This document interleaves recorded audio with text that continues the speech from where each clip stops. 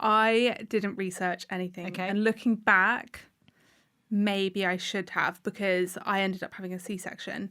And I hadn't done any research on C-sections. But I also hadn't done any kind of hypnobirthing. And I know that's something that you did and really recommend. I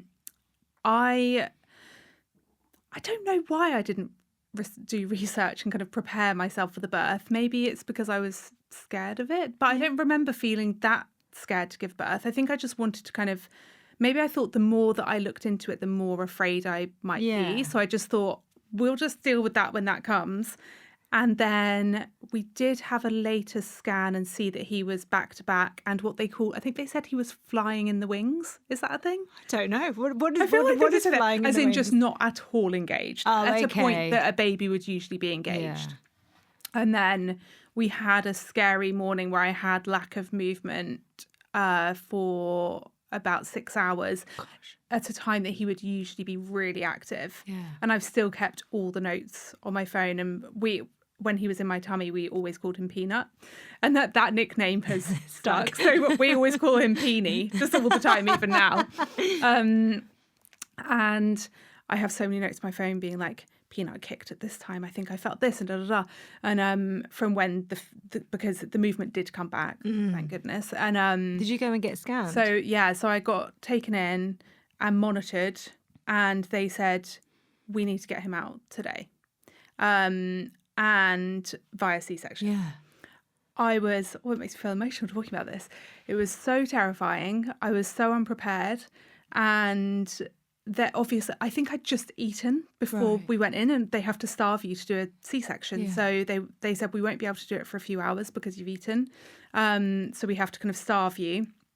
And I was in this room with just all these kind of things attached to my tummy. And how many weeks were you by this point? 38 and a half, I think. Okay. So really near the end. I was full term. But still that thought, that sudden, like, this is what we're doing, that sudden change of plan. Yeah. And I don't know if I asked people to leave the room or whether they just left the room, but suddenly it was just Dan and I in this room. And he just looked at me and really, you know, when someone really kind of holds your eye contact, and he just held on to me, and he just did this speech. And I wish I could remember exactly what he said, but I think it went on for about a minute of just kind of like, we've got this. I'm going to guide you through this. I'll be there every step of the way. I love you. We can do this. And I remember that giving me a real sense of confidence, and I felt like, okay, we can do this. And then they had him get into scrubs. I think I was already in kind of a gown or something at this point, and suddenly some movement came back. And I was like, okay, brilliant, we don't need to do it. And they said, no, we still, because of the lack of movements for so many hours, we want to get him out today.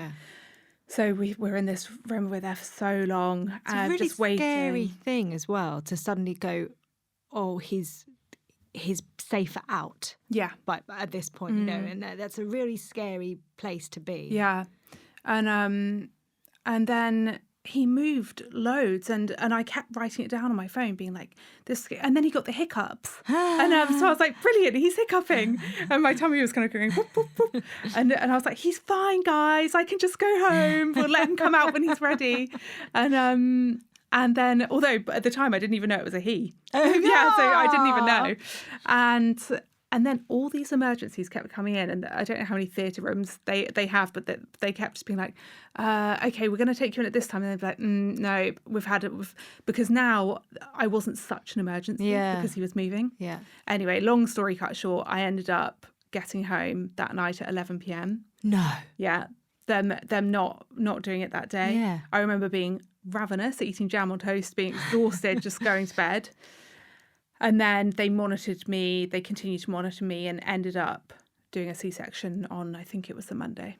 Wow. And did you feel happy and confident to have been, like, to go home?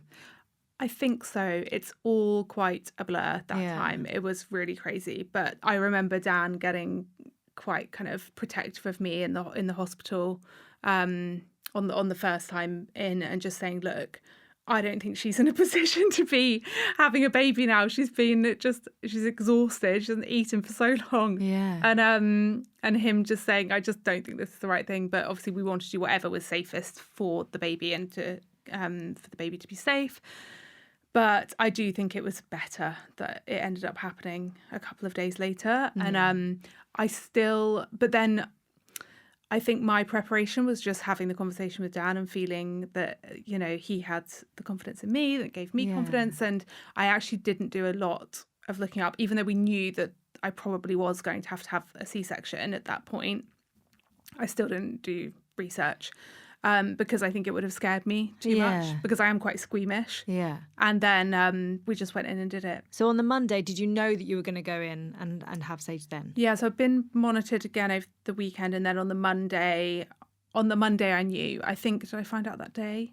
I can't remember. but we went in. It's that weird thing of every day, though, leaving the house and not quite knowing whether you're going to be back that night. It was crazy. It was such a crazy time. But I guess it's probably quite similar for someone who's being induced or kind of just waiting. And so yeah, it was a really strange weekend. But can you remember how you felt when you were told, right, it's going to happen now? Really nervous. Really, really nervous. I don't think I was even excited. Really? So I think I was. Yeah. I think I was just really quite nervous. Although we really got the giggles somehow. I think when they put me on this bed in the rooms, there's so many people in the room to do a C-section, and it's really cold in there. And I had on these weird socks, I think, and the gown, and I had something on my head, probably a hairnet or something on my head. And Dan looked absolutely gorgeous in his scrubs. So I was like, this should be your look. You need to be a doctor. And so I just kept telling him, I was like, you look so great. And I'm there with like these crazy socks on the hairnet on my head. And I think that gave us the giggles. And then they just did it. And it wasn't particularly pleasant. I felt really sick from the medication. Yeah. They give you the anaesthetic, I don't know. But it was all great. And I just remember Dan just being at my side the entire time, and I think I closed my eyes throughout the C-section just to try and focus on not being sick. Yeah. But then as soon as he was out, it was the most magical moment ever. Oh. Did they do the lift up over the curtain thing? Yeah, the lift up. And I think I remember being like, is it a girl or a boy? Like I was so kind of out of it. And then I remember seeing him in Dan's arms. I think Dan held him first next to me because then they have to take him and, Dan went and cut the cord. And Dan was like, am I okay to leave your side to go and cut the cord? And I was like, yeah, go do it. And it was kind of probably about 1.5 meters away. They had this bed and he cut the cord. And then they came back to me and he laid on my chest, and the anaesthetist took some amazing photos. Really? Because we just wouldn't have even thought to take photos. Yeah. And we've got so many amazing photos of that moment. And it was so special. And just, it really is the most magical, I mean, you'll know doing it 3 times, the most magical thing in the world.